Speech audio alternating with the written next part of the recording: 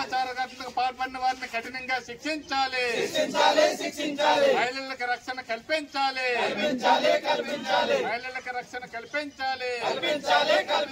అత్యాచారానికి పాల్పడిన వారిని అందరినీ కఠినంగా శిక్షించాలి.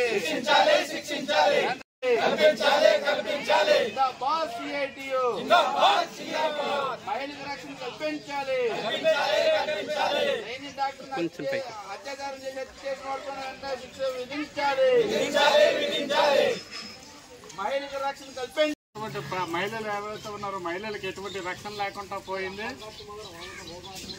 ఏ దేశంలో నలుమూలలో ఎక్కడ చూసినా కూడా చిన్నపిల్లలు, పెద్దలు, యవనంలో ఉన్నటువంటి ఆడవాళ్ళు కాదు, మహిళలు అన్న వాళ్ళందరికీ కూడా రక్షణ లేకుండా పోయింది. ఈ లేటెస్ట్గా మన బొబ్బుల ప్రాంతంలో రాంభద్రపురంలో అత్యంత దారుణంగా చిన్న పసికందు మీద అత్యాచారం చేసిన ఘటన మనం ఈ మధ్యకాలంలో చూసాం. ఈరోజు బెంగాల్లో కలకత్తాలో జరిగినటువంటి జూనియర్ డాక్టరు ఆవిడ డాక్టర్ గా రిలీజ్ అయితే ఎంతో మందికి సేవలు అందించవలసిన అటువంటి ఆవిడని అత్యంత నిర్దాక్షిణ్యంగా రేప్ చేసి చంపేయడం జరిగింది.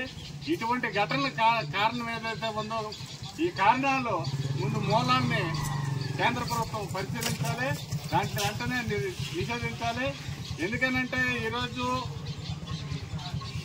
దేశంలో ఏ ఘటనలు జరగడానికి కారణం ఏంటంటే కేంద్ర ప్రభుత్వం వీటి మీద నిఘా లేకపోవడం వల్ల ఏ ఒక్క సోషల్ మీడియాలో వచ్చినటువంటి ఏ ఒక్క అశ్లీల చిత్రాలను కూడా దాన్ని పూర్తిగా నిషేధించకపోవడం వల్ల వాటికి అనుమతులు ఇచ్చేటట్లు కేంద్ర ప్రభుత్వం వ్యవహరించడం వల్ల ఇటువంటి ఘటనలు జరుగుతుంది. రాబోయే రోజుల్లో ఇటువంటి ఘటనలు జరగకుండా కేంద్ర ప్రభుత్వం కఠినమైన చర్యలు తీసుకోవాలని ఈ సందర్భంగా డిమాండ్ చేస్తున్నాం.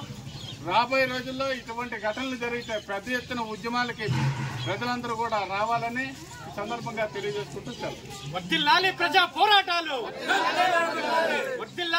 ఉద్యమానికి ఏ రోజైతే మన దేశం పోరాటానికి పిలిపించిందో ఆ రోజు ఆగస్టు 9వ తేదీన ఈ సంఘటన జరిగింది. చాలా దురదృష్టకరం.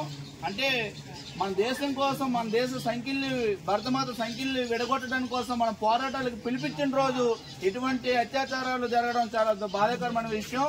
అసలు ఈ అమ్మాయి, ఈ doctor, training doctor cancer patient కి మందులు రాసింది.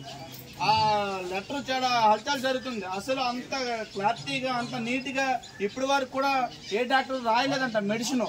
అంటే ఎంత చక్కనైన డాక్టర్, ఆవిడ బతుకుంటే ఎంతో మందికి, పేద బడుగు బలైన వర్గాలకి సేవ చేసే అవకాశం ఉండేది.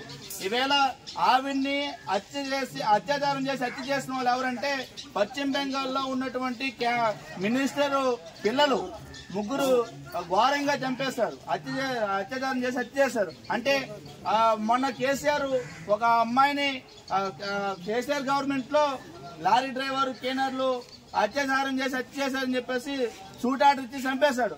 ఈ రోజు పశ్చిమ బెంగాల్లో ఎందుకు ఈ ఒక డాక్టర్ పైన హత్య చేస్తే ఎందుకు వాళ్ళ మీద చర్యలు తీసుకోవాలి ఈ రోజు వరకు కూడా మనకు క్లారిటీగా అర్థమవుతుంది. పేదవాడికి ఒక చట్టం, పెద్దోడికి ఒక చట్టం అని చెప్పేసి మనకు క్లారిటీగా అర్థమయ్యే పరిస్థితి వీళ్ళు ఉంది.